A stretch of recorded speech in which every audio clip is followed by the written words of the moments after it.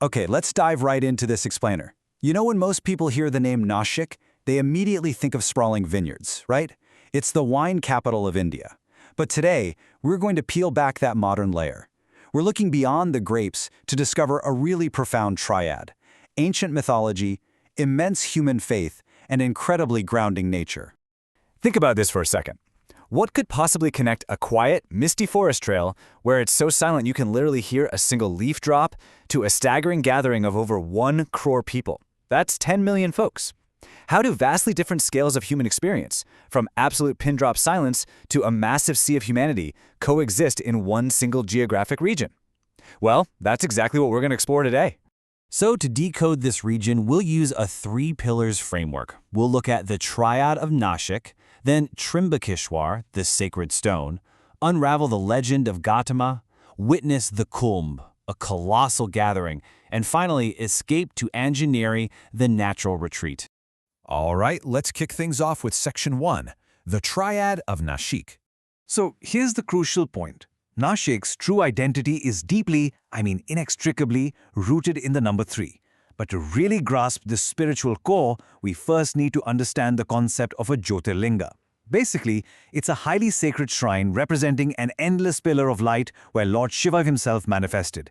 There are only 12 of these incredibly powerful divine sites in all of India. Just 12! And Nashik is lucky enough to be home to one of them. And this right here is what makes the Trimbakeshwar Jyotirlinga absolutely unique. Usually, a typical Jyotirlinga honors only Lord Shiva. But Trimbakeshwar? It actually holds 3 thumb-sized faces representing the entire Hindu trinity in one single stone. You've got Lord Brahma, the creator, Lord Vishnu, the preserver, and Lord Shiva, the destroyer, all together. In fact, the name Trimbakeshwar literally translates to Lord with 3 eyes, or 3 lords. Talk about a powerhouse, right? Moving right along to Section 2, Trimbakeshwar, the sacred stone. Let's take a look at the physical marvel of the temple itself. It has this fascinating architectural quirk. The sacred inner sanctum actually sits below ground level, and this is because of an ancient curse. Built back in the 18th century by Peshwa Balaji Bajirao, it's this dark, stunning Nagara-style structure carved entirely from solid black basalt stone. But here's my favorite part. There's a fantastic piece of history attached to it. The Peshwa actually built this beautiful complex after he lost a bet.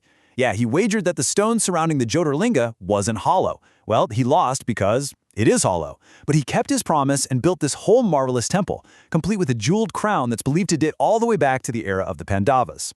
Which brings us to part 3, the legend of Gautama.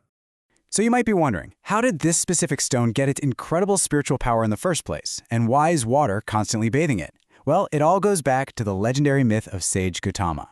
According to the ancient texts, a devastating 24-year famine completely ravaged the land. But Gautama's intense devotion kept his ashram totally stocked with food, which naturally made the other sages incredibly jealous. So they plotted against him. They sent a cow into his fields, and when Gautama gently tried to shoot away, the cow accidentally died. This forced a terrible sin upon him, gohatya, or cow killing. Absolutely devastated, Gautama performed intense penance for thousands of years. Eventually, Lord Shiva was so pleased by his devotion that he released the Ganga River from his matted locks right down into the Brahmagiri hills to wash away the sage's sin. And today, we know this sacred, life-giving water as the Godavari, literally India's second longest river. Now let's jump into Section 4, Kumbh, a colossal gathering. Our second pillar takes us from ancient mythology straight into a modern-day logistical marvel along the banks of that very same river. Dropping this mind-boggling number here changes our scale completely. Over 10 million. Let that sink in. Every 12 years, the Simhasta Kumbh Mela prepares for over 1 crore visitors. To put that into perspective, it's essentially a temporary megacity popping up overnight. It's driven entirely by faith and requires an absolutely massive coordination of infrastructure, health, safety, and disaster management.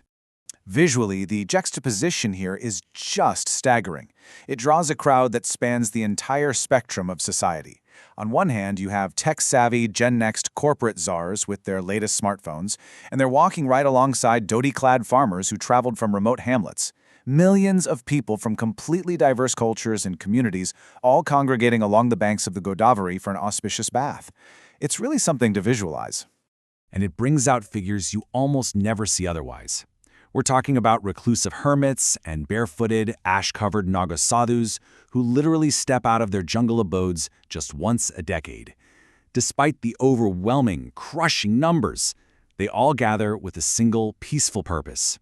They set aside their daily chores and worldly worries to just chant devotional songs, seeking salvation and spiritual liberation.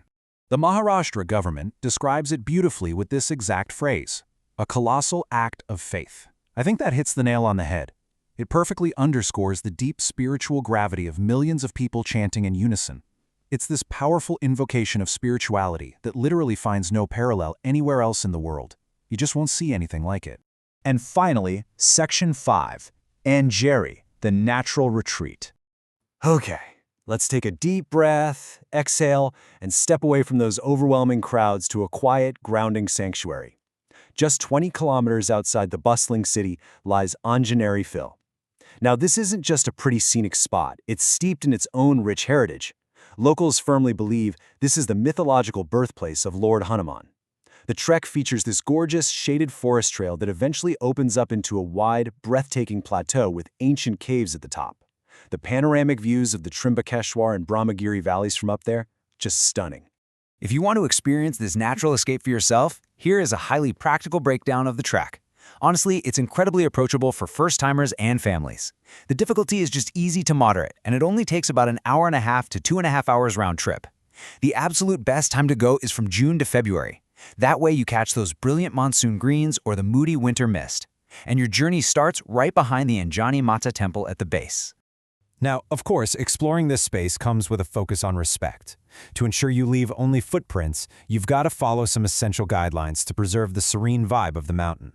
Try to start your trek early in the morning, around 6:30 to 8 a.m. Definitely wear shoes with a good grip. Crucially, do not litter. Carry back all your wrappers and reusable bottles. Please avoid playing loud music or bringing portable speakers, and don't venture off the marked trails. It's all about being a conscious visitor in a real silent zone. As we wrap up this explainer, I want to leave you with a final thought to ponder. We've explored the unique three-faced Jyotirlinga, the sheer, staggering magnitude of 10 million devotees at the Kumbh, and the serene, silent trails of Anjaneri.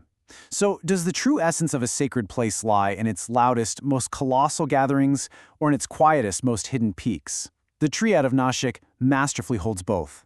Thanks so much for joining me as we dug into this material today. Keep questioning the incredible stories hiding right in plain sight.